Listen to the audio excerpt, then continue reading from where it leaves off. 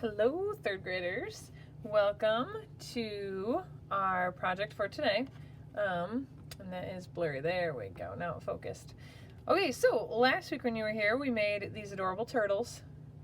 And hopefully you were able to find some sort of clay or model magic or something to make them out of.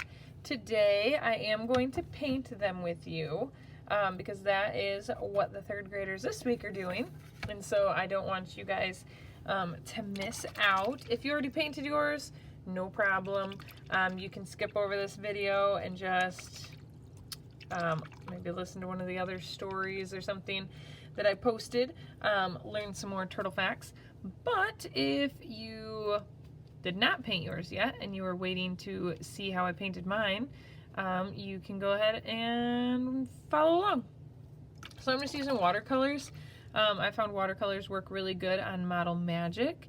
If you have some other sort of paint at home, I'm sure it will work just fine. That's the wonderful thing about Model Magic, is that it is a very easy to use material because you can color on it with a lot of different materials.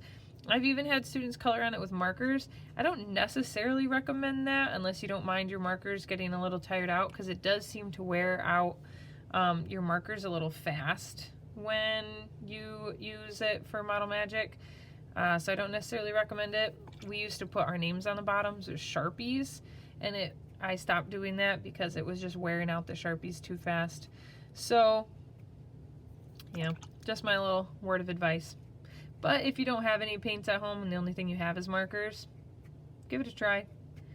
Or if you have tired out markers, you can actually make your own watercolor paints by just taking the tired out, worn out markers and putting them in a bucket of water, just like my bucket of water here.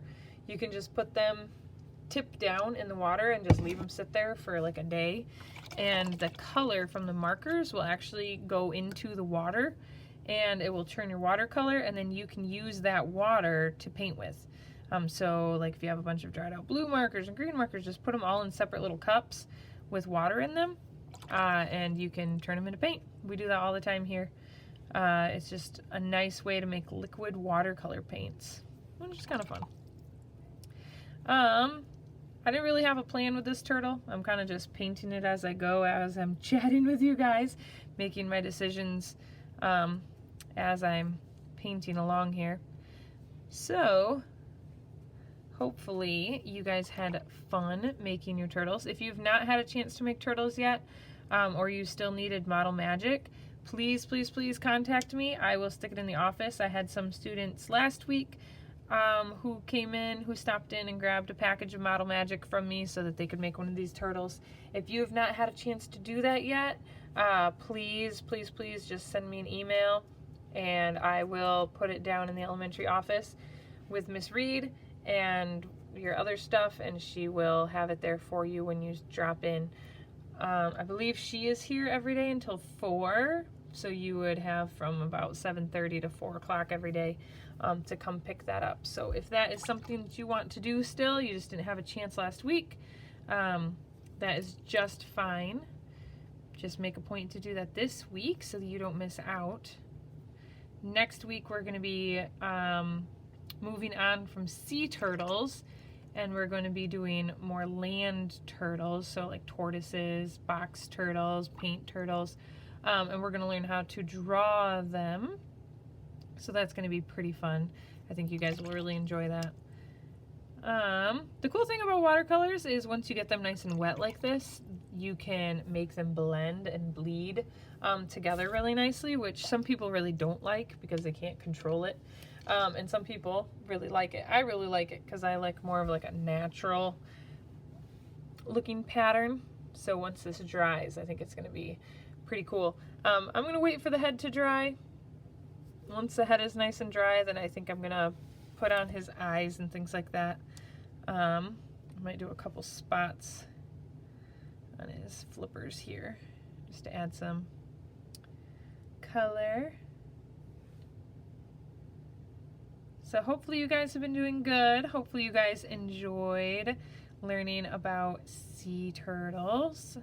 If you hadn't guessed already, I love sea turtles and I know a lot about them.